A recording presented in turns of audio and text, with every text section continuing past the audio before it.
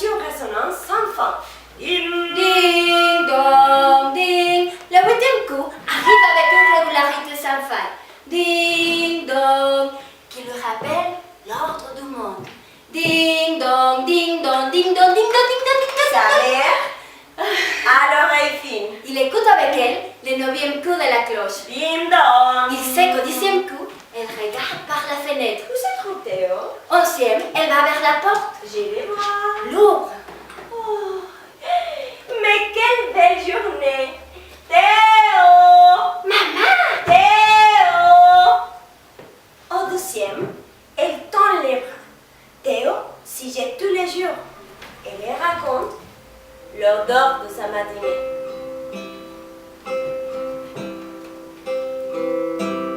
Ding dong dong, ding dong dong, ding dong dong, ding dong dong, ding dong dong, ding dong dong, ding dong dong, ding dong dong, ding dong dong, Ding dong dong.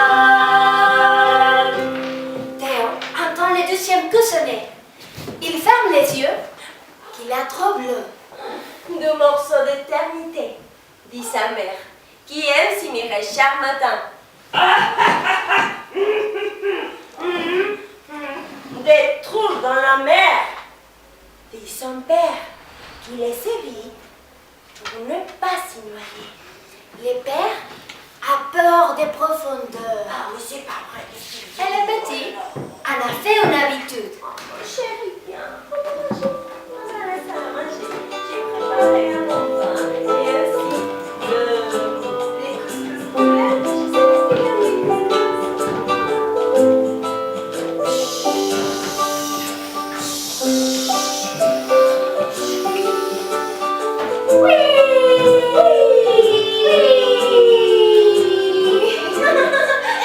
Je suis tout seul, dit Théo. Oui, tout seul. Maintenant que les cloches, c'est son tour. Oui. Et qui a décidé de faire comme s'il n'avait pas entendu. Il écoute le vent qui ne souffle pas. Les blés légers. Immobile. Fragile, figé sur la toile.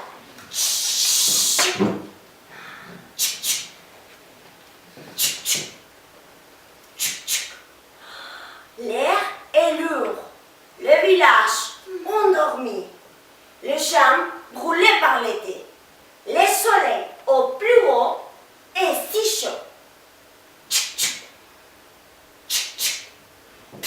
Théo respire la chaleur qui monte de la terre. Les reins de pierre. Et se rappelle l'histoire du diamant Que son père lui conte. pour lui apprendre la patience. La patience.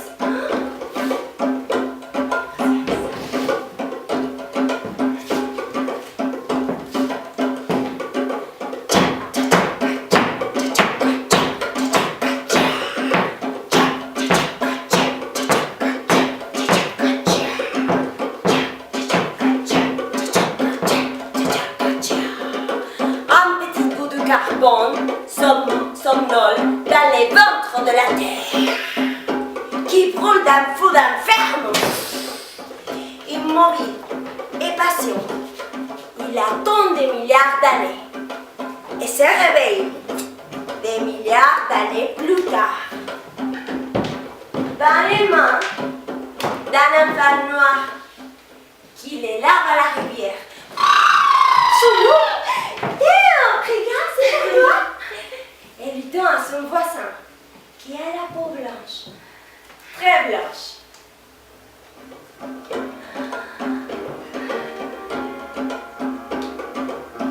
Tu l'aimais? Oui, c'est loin.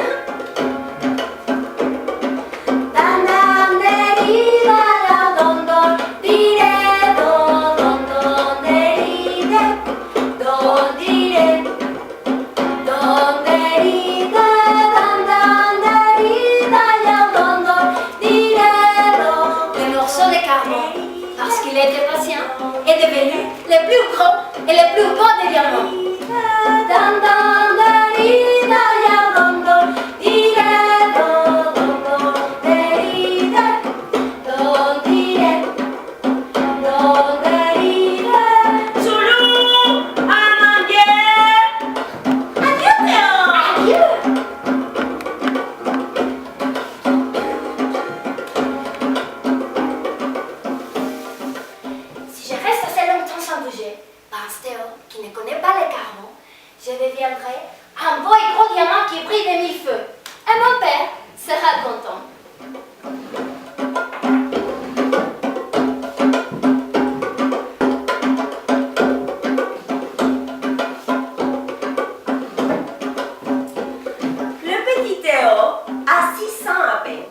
malgré son désir de patience, son envie de plaire, Sa passion pour les billes qui brillent.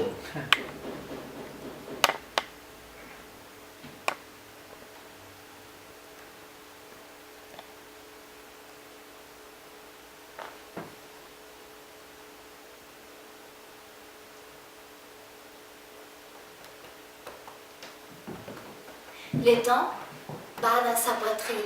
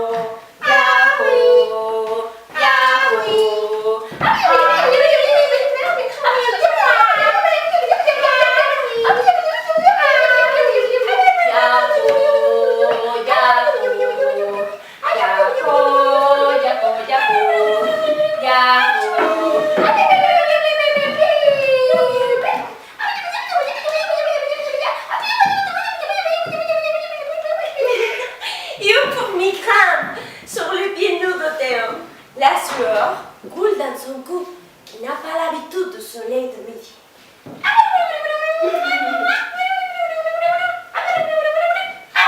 Ses sandales tombent tout seul dans le champ. Théo ne peut pas ne pas les entendre.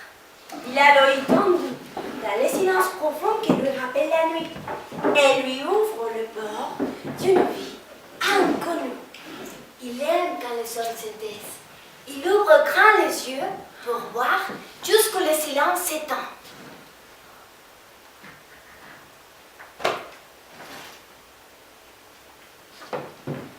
Mais ne voit que les champs dorés, les ballons de foie dorés qui attendent immobiles et lourds au bouclier au loir. Qui devrait lui rappeler l'or des manger C'est vrai, c'est l'heure de manger. et les bleus inquiets des yeux de sa mère.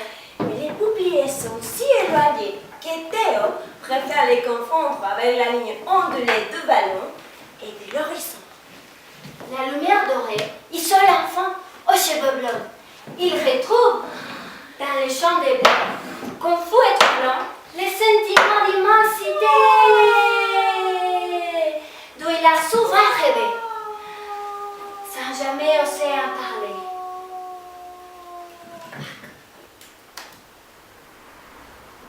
L'immensité. Théo ne connaît pas encore les mots.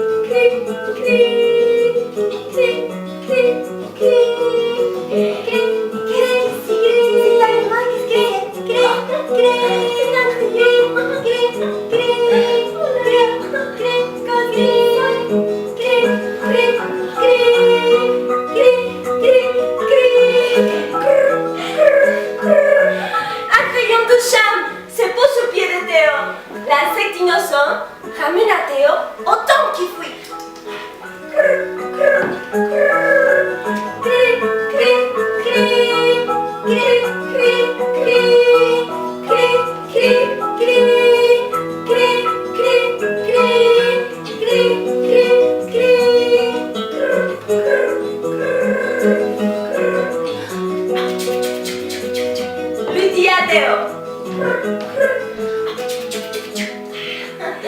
la belle couleur dorée rime avec été.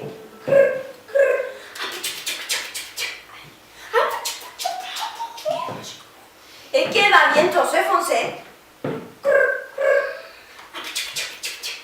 Tu comprends? Pour faire place à l'automne.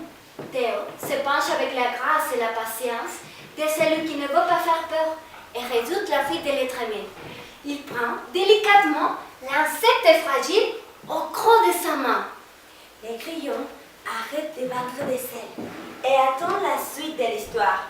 Ils se sentent bien avec Théo, qui a de la tendresse et de la curiosité pour le petit. C'est un enfant vitoya. Regardez! Qu'est-ce qu'il y a là-bas? Observez. Étudier.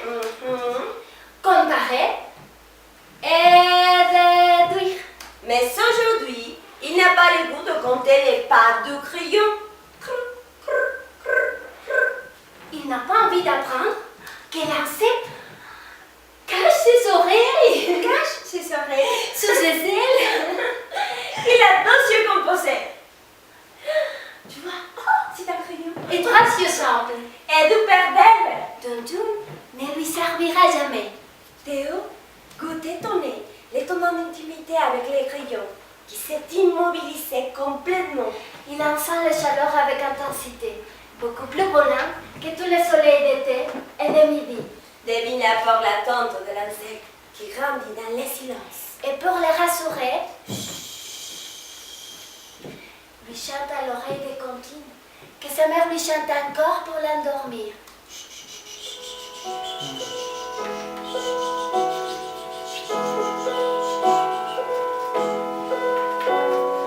Hay un Señor que te ve, aunque te quieras esconder. En la noche ve muy bien. Búho, búho, búho te diré. Hace bú, ah. 5 culebras cazará para darle a sus bebés. Búho, te diré. Búho, te diré.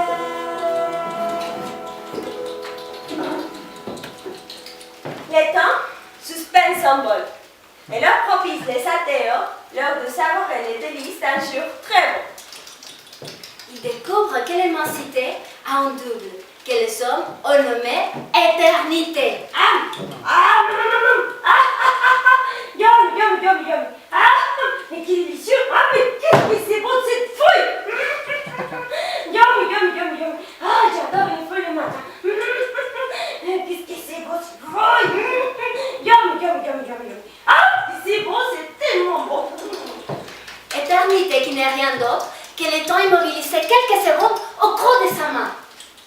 Théo goûte parfaitement la plénitude du moment et apprend davantage sur la vie que les études les plus savantes sur les 60 000, eh oui, 60 000 espèces d'insectes qui vivent tant bien que mal avec les êtres humains. Il serre les doigts insensiblement pour garder vivants les souvenirs de ces moments. Les serre plus fort encore pour retenir les tomes qui vous échappent, qui Coule dans le sablier. Lire égal pour tous. Théo lutte avec lui-même. Il ne sait pas encore que c'est lui qui vous garde son bonheur et les sentiments de bonheur, les rois dans un seul souffle. Il serre les doigts si fort que les charmes se rompent.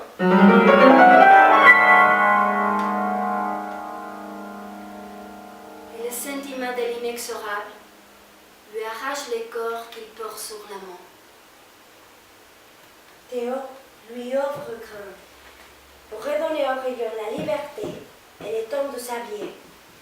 Le grillon est prisonnier de son destin. Il ne bouge pas.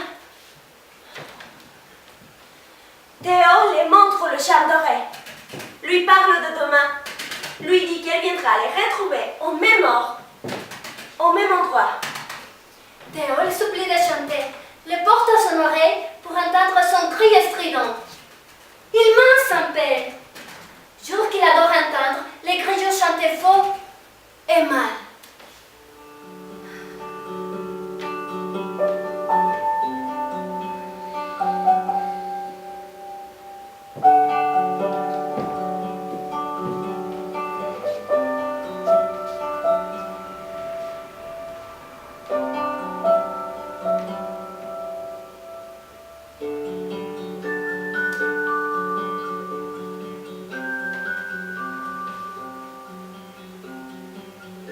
Les grillons restent silencieux et Théo a peur.